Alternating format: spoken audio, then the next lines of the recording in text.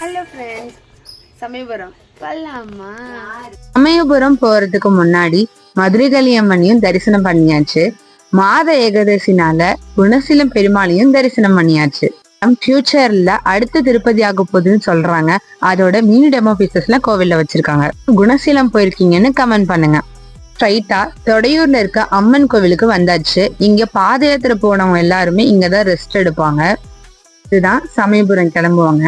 நம்ம டைரக்டாவே அங்க போயாச்சு. கும்மி அடிச்சுட்டு இருந்தாங்கன்னு நான் பாட்டு வேடிக்கை தான் பார்த்துட்டு இருந்தேன். வா கும்மி அடிப்போன்னு கூட்டிட்டு போயிட்டாங்க. எனக்கு ஒரே சிரிப்பா போச்சு. எனக்கு தெரிஞ்ச வரைக்கும் அடிச்சிருக்கேன். தப்பா ஏதாவது இருந்திருந்தேன் கமெண்ட்ல திட்டிடாதீங்க என்ன.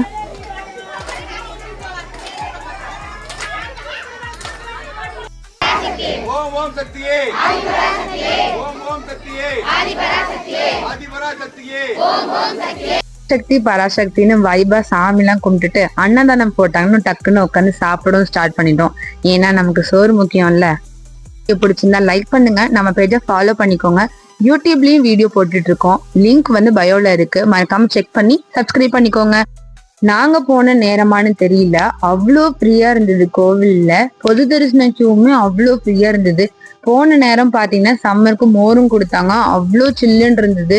அது மட்டும் இல்லாம நீங்களும் பாடியை வந்துட்டு ஹைட்ரேட்டா வச்சுக்கோங்க. நிறைய தண்ணி குடிங்க. ஃபைனலா நம்ம கோவில் உள்ளாரையும் வந்தாச்சு. நிறைய போர்டெல்லாம் வச்சிருக்காங்க போனை சுவிட்ச் ஆஃப் பண்ண சொல்லி. என்னால முடிஞ்ச வரைக்கும் வீடியோ எடுத்திருக்கேன். ஃபைனலா ஃபேவரட் மாரியம்மன் சாமியை பார்த்து முடிச்சாச்சு.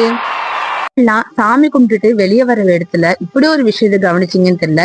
இங்க லிங்கம் பாத்தீங்கன்னா பெயிண்டிங் எந்த டைரக்ஷன் போனாலும் நம்மளை நோக்கி வர மாதிரியே இருக்கும். இப்படி வரைஞ்ச ஆர்டிஸ்ட்க்கு பெரிய கிரியேட்டிவிட்டி இருக்குன்னு நினைக்கிறேன். சல்யூட்டே அடிக்கணும். இங்க மட்டும் இல்லாம இங்க பெரிய மாரியம்மன் சாமி ஒண்ணு இருக்கு. அவ்வளோ தலை உள்ள மாதிரி கிரியேட்டிவா வரைஞ்சிருக்காங்க. எப்படிதான் வரைஞ்சிருப்பாங்கன்னே தெரியல. அவங்களுக்குலாம் ஹேட்ஸ் ஆஃப் தான் சொல்லணும். புடவையெல்லாம் ஏலம் விட்டுட்டு இருந்தாங்க. பக்கத்துல இருந்து ஒரு குட்டி கடையும் ஒரு 5 நிமிஷம் விசிட் பண்ணி பாத்துட்டு இருந்தோம். கோவில் விட்டு வெளியே வந்தாச்சு. வர வழியில பாத்தீங்கன்னா அவ்வளோ கடை வீதி இருக்கு.